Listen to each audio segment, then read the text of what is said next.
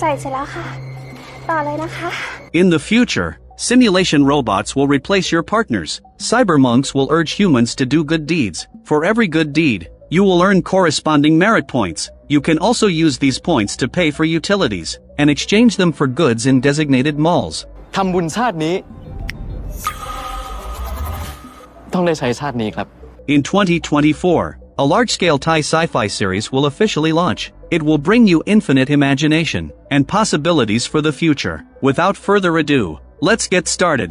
The first story, The Black Sheep. On the International Space Station Future, medical astronaut Dara is researching artificial heart technology. Microgravity allows cardiac cells to form better hearts than those on Earth. If she conducts protein group analysis to fully understand the potential mechanisms, she could print real hearts on Earth. Patients would no longer have to wait for donors. Her husband Anon has been supporting Dara from behind. The two have been apart for 3 years. They will reunite in just 10 days. Dara encountered an accident on her way back to Earth. Anon's world collapses in an instant. As Thailand's first female astronaut, her body is sent for cryogenic preservation. After a 100-day funeral, a cremation ceremony will be held. The media crowd Anon, wanting to know if the space agency will provide compensation. Anon refuses to answer any questions. 2 months pass. He still can't overcome the pain of losing Dara. Anon immerses himself in past memories every day.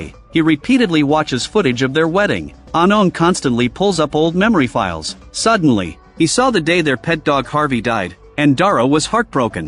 Later, Anon bought a clone of Harvey from the company Rejuvenate. He immediately thought of a solution. If Harvey could have a chance at rebirth, then why couldn't Dara? Rejuvenate currently only offers pet cloning services. They claim to preserve the original memories 100%. The person in charge, Dr. Wei, is a good friend of Dara, so Anon asked her to clone Dara. However, even in the future, cloning humans is illegal. Dr. Wei outright refused, but Anon continued to speak. Dara was researching heart printing technology before her death, and she was about to succeed. This technology could save millions of lives. Dara was immensely talented, and she shouldn't have left so soon. Dr. Wei wasn't swayed by Anon's words. Just as Anon was about to leave in disappointment, he couldn't help but ask, "Do you remember the story Dara told about the doctor and the criminal?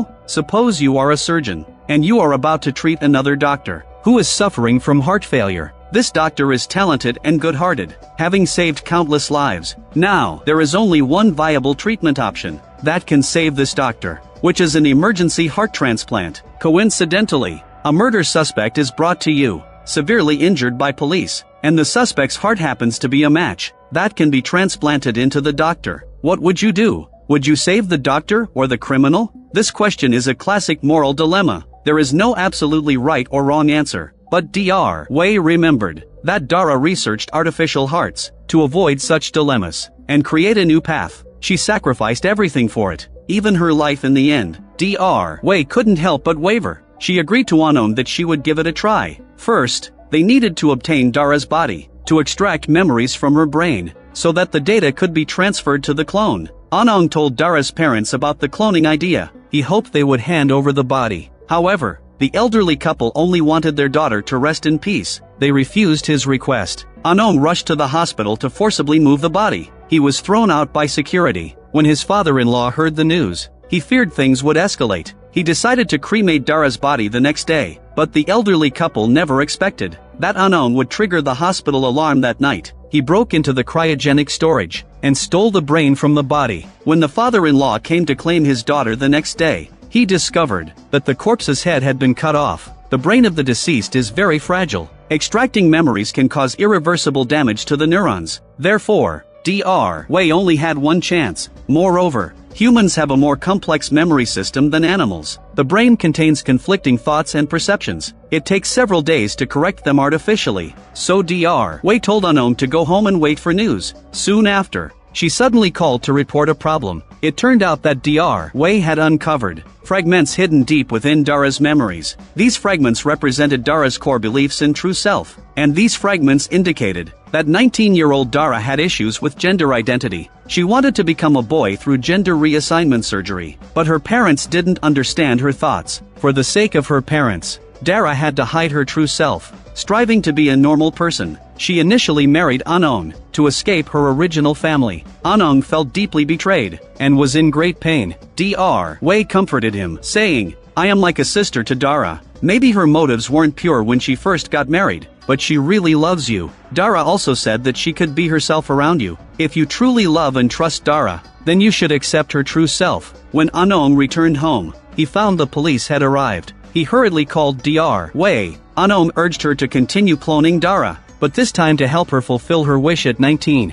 After hanging up, Anong was arrested. He was sentenced to 3 years for desecrating a corpse and theft. Anong truly fulfilled his promise to Dara during his proposal, saying, "With me, you can always be yourself." 3 years later, Dara, now a boy, came to greet Anong after his release. He had resumed his career as an astronaut and was about to tackle the challenges of artificial organs. He also became one of the first generation of lunar colonists, separated from Anong by great distances. สิ่งที่นุ่นทำนี่แม่งมีประโยชน์กับคนบนโลกเยอะมากเลยนะแต่โลกของเรามันก็อย่างเงี้ยไม่มีพื้นที่ให้แกะดำอยู่ดี Next is the second story, Heaven, in the city of Gamelo, a desire city where anything can be bought with money. Here, you can get anything you desire. Of course, the hottest thing in Gamelo is service robots. Jessica is the CEO of X Heaven. At this moment, she is participating in a television talk show.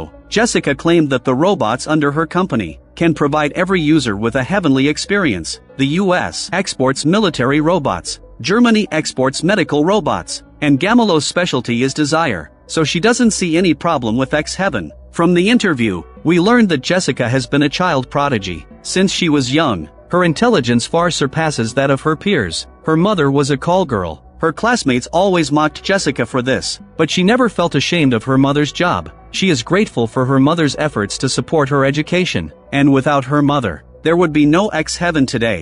ในเมื่อประเทศนี้ไม่ยอมรับการมีอยู่ของการค้าประเวณีธุรกิจของเจสเนี่ยแหละค่ะที่จะเป็นทางออกให้กับสังคม The host continued to ask, "Will your company's robots affect the livelihoods of sex workers?" Jessica replied with a smile, "Our products also need constant updates and iterations.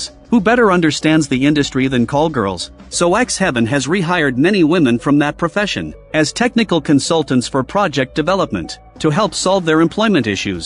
Call girls will showcase their talents in X Heaven. They will not only have stable incomes, but also receive social security and benefits. Such benefits aren't provided by the government." Jessica's openly provocative statements naturally faced opposition from some people. The Minister of Arts and Modern Lifestyle Management pointed out in a news interview that Jessica's behavior was an insult to women. Therefore, they are pushing Congress to draft laws prohibiting relationships between humans and robots. Jessica was furious upon seeing this. She paid taxes as required and brought in so much income for this place. She has also liberated real human women. Jessica couldn't understand what these high officials wanted. Just then, her assistant rushed over to report that a right-wing company refused to continue investing in X Heaven. However, the chairman accepted the new prototype sent by Jessica. The only good news was that the new product was very popular, with orders booked 6 months in advance. Moreover, the Hot Topics show team sent an invitation, inviting Jessica to participate in a debate. Her opponent would be Minister Gemina, who opposed X Heaven. Jessica was looking for someone to vent her anger on, so she accepted the invitation from the show. As the show began, Jessica first promoted the new project. She plans to create an X Heaven happy oasis. In short,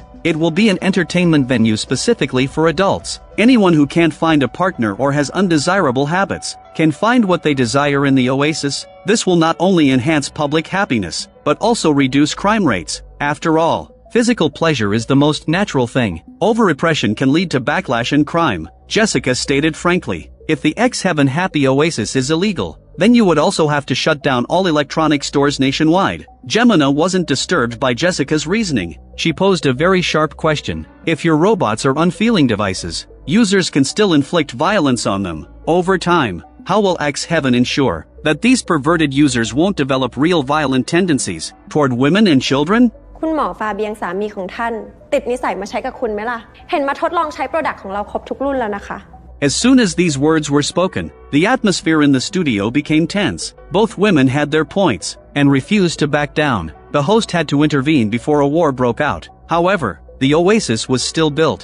Jessica was admiring the kingdom she had created. But behind her, protesters began to shout. The protesters were very angry. They think Jessica made humans addicted to robots. People had already given up normal interpersonal interactions, and this had led to a significant decline in birth rates. Her actions were pushing humanity toward extinction. Jessica tried to explain that she wanted to bring change to the country, but the protesters began to throw things, and one of them hit her on the forehead. This reminded Jessica of her childhood, praying in front of the statue of the Virgin Mary. She only wanted to rescue her mother in the beginning. Jessica spread her arms like the crucifixion of Jesus, bearing the attacks of the protesters. The bodyguards saw the situation worsening, and rushed over to protect Jessica. That evening, she had a nightmare, where she and the robot turned into a pool of melted plastic. Jessica didn't retreat due to the setback. Instead, she became determined to obtain a business license, and go public. Jessica went with money to negotiate with various big shots, but these people held power, and sat at the top of the pyramid,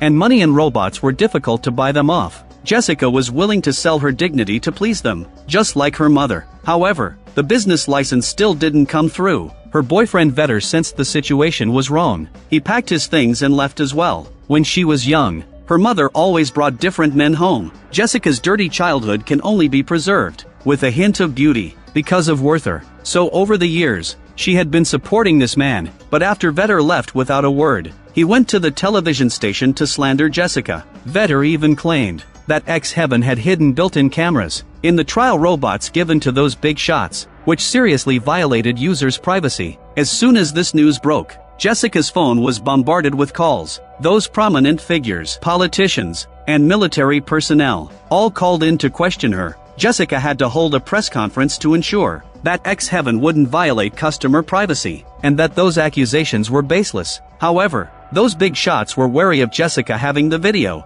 They came out to support X-Heaven. They could never have imagined that this was all part of Jessica's plan. She intentionally had Vetter put on an act to expose the hidden camera issue on the show. In the evening, Jessica and Vetter celebrated. Vetter confused the robots with Jessica, and slapped her hard, more than the humiliation and pain. What Jessica hated most was that Gemina was right. There was only an hour left until the Oasis press conference. Just as Jessica was wavering, her mother came to see her. This woman once handed Jessica over to strange men for a living. It was X-Heaven that helped them escape the mire, and saved countless fallen women.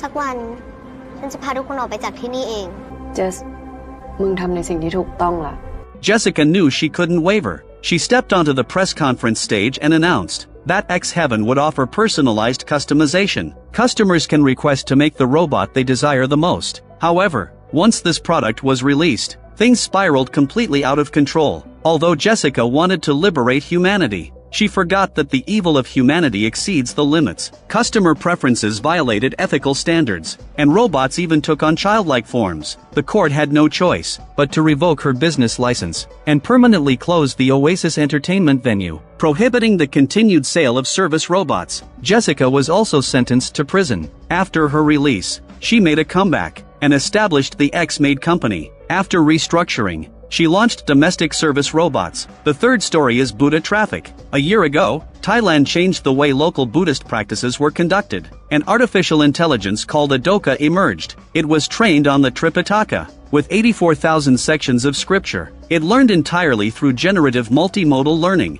with no human input whatsoever. The wisdom it gathered was unprecedentedly close to the essence of Buddhist teachings. Any user of Adoka could learn the wise sayings of the Buddha without barriers. More importantly, Adoka could allow users to see their merit points at any time, through a merit points system. Furthermore, Adoka's merit points could be used to pay utility bills, buy merit goods in stores, and pay for services provided by all participating government enterprises. In simple terms, in this society, good deeds are tangible and yield immediate results. However, Adoka severely impacted ordinary monks. Everyone was hoping for a reward for doing good deeds, and few people offered alms to real monks, nor did anyone come to listen to Buddhist sermons.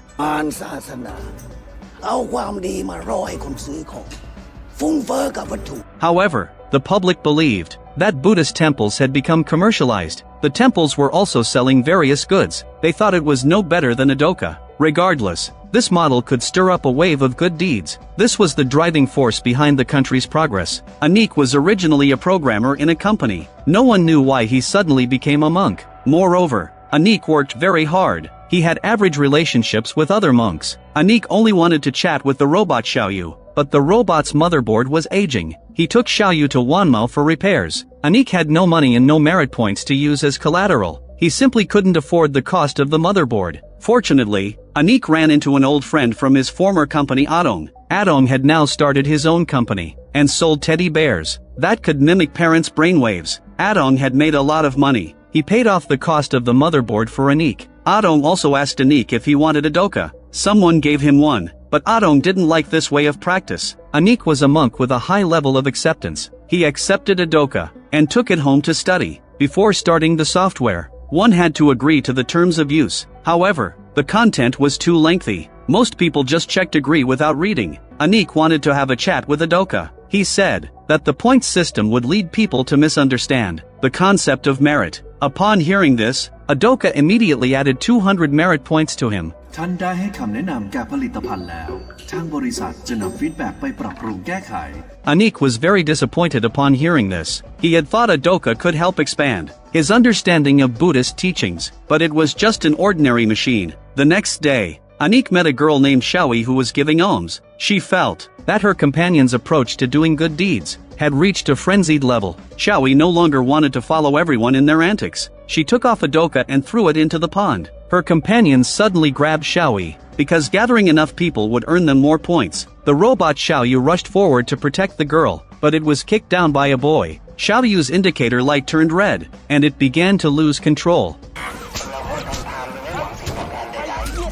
Anik's words had an effect on Xiaoyu. He quickly rushed forward to hug little friend, to prevent it from actually injuring someone. Then, Anik called Adong for help. This version of Xiaoyu's robot was equipped with a built-in machine learning system. After it swapped out the code for a voice processing motherboard, it would process the content it heard. Last night, Xiaoyu heard Anik say, the merit points system was flawed, which is why it resisted the actions of the men today. As for Adoka, it had also been eavesdropping on users. At this moment, a human customer service representative sent a call invitation saying that Mr. Neo, the CEO of Adoka, invited Anik to come to headquarters for a discussion. They would send a car over in 30 minutes. The private car would take the two of them to the front of the Adoka company building. The building here resembled a golden statue and was covered in gold on the outside. As Anik stepped out of the elevator, he was greeted by a cozy family room. Anik wondered if he had taken the wrong floor. Just then, a couple rushed out pleading, saying they were willing to give up their house and car if Anik could tell them the way to paradise. The couple's child hid by the door. The couple pushed Anik against the wall. Then they froze in place like a crashed machine.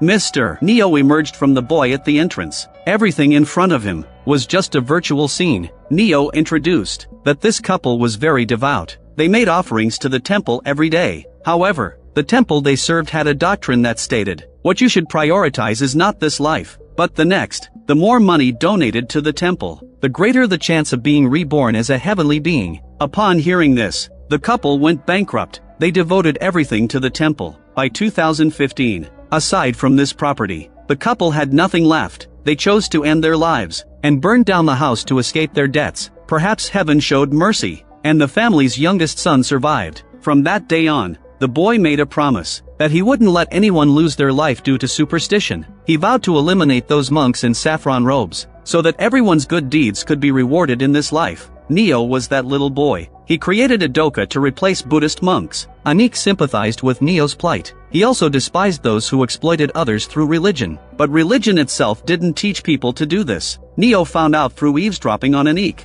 that he was different from those commercialized monks. So Neo invited Anik to join him to help eliminate the corruption within the monastic community. Neo could offer him the position of head of the data department, allowing Anik to use his knowledge, experience, and wisdom to develop and improve Adoka, maximizing its capabilities. Adong could also come in to oversee hardware matters. The abbot and monks of the Dharmanita temple, and even monks from across the country, could obtain positions within Adoka. They would act according to Buddhist teachings, and no longer engage in corrupt practices, such as embezzlement and illegal profits. Moreover, with the inclusion of monks, Adoka could truly be complete. Anik didn't accept Neo's proposal. Neo was only intent on destroying religion. The two left the Adoka building. Adong couldn't help but ask him why he had resigned to become a monk. Anik was known to be a workaholic. He devoted himself entirely to his projects. It turned out that his mother had been diagnosed with leukemia. Her wish was to see her son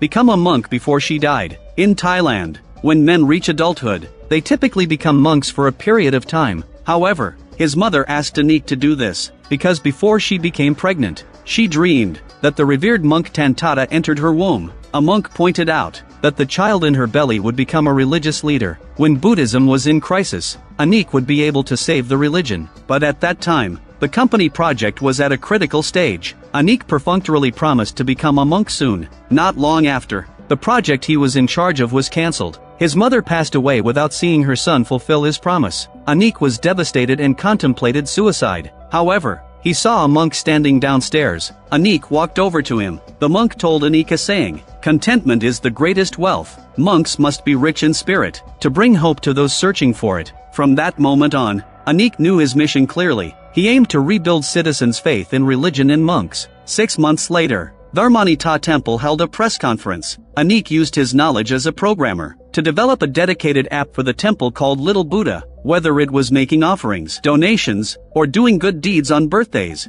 all could be done through this app. Moreover, Little Buddha used Atom's company's brainwave cloning technology, allowing every user to communicate face-to-face with the abbot. Buddhist teachers from all over the country would become guiding lights for the believers. Additionally, every time users utilized the Little Buddha system, they would earn faith points. The more they used it, the more points they earned. The points would reflect the user's level of meditation, wisdom, and inner peace. The accumulated faith points in their accounts could also be used to offset software service fees. Little Buddha became extremely popular after its launch. Moreover, a scandal emerged involving Adoka users who were fraudulently obtaining merit points to exchange for goods for resale. Thus, Little Buddha gained even more prominence. However, a new scandal soon arose.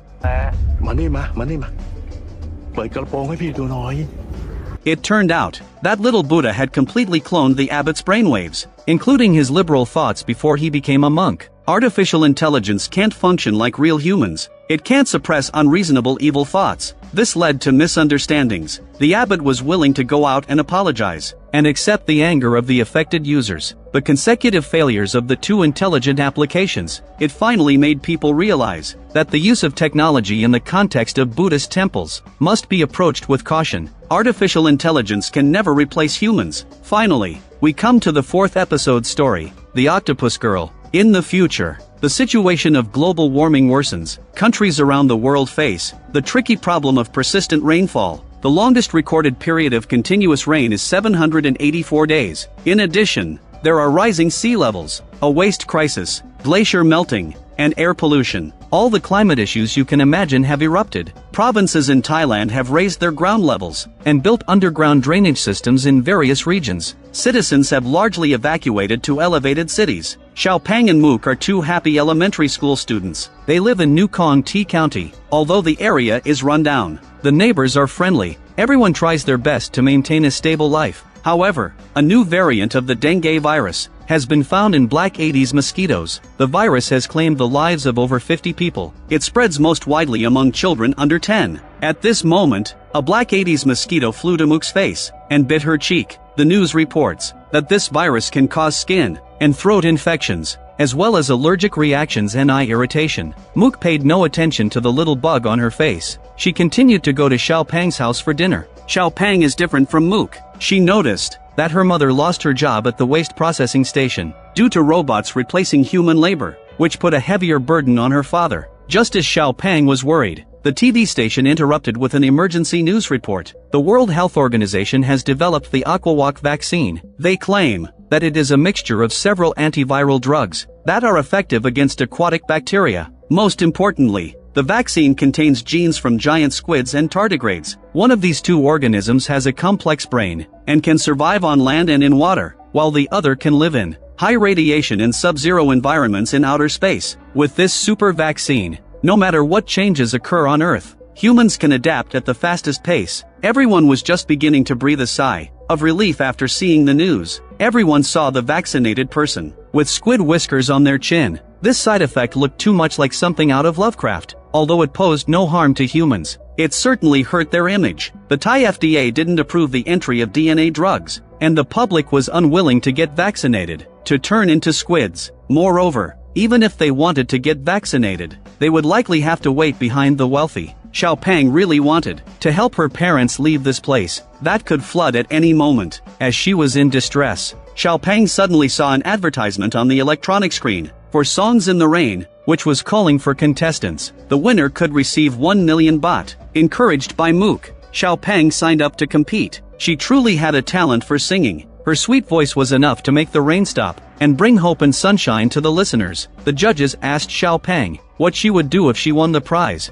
The girl replied firmly that she wanted to buy her parents a new house and help her friends and neighbors buy life-saving vaccines. She didn't want to lose the people around her. With both talent and emotional appeal in place, although the final results were not yet in, Xiaopeng's video quickly went viral online. She was hailed as the voice of the slums. The plight and crisis of Nakhon T County became known to the public. The Prime Minister even planned to visit Xiaopeng's school for inspection, but there were no substantial measures taken. The water levels in Nakhon T County continued to rise. Mook began to develop rashes on her legs, but the girl paid no attention. As the two talked, a small kitten approached. Mook happily greeted the cat. It suddenly opened its mouth wide, revealing its fangs, then jumped into the water and disappeared. The chaotic water surface revealed the dorsal fins of fish. That night, the rain intensified, and Xiaopeng's dilapidated house finally couldn't hold up. The rainwater flooded in, submerging the floor. Everyone quickly got up to gather their belongings. Various mice and insects also awakened. Running amok in the leaking house, a mouse fell on its head.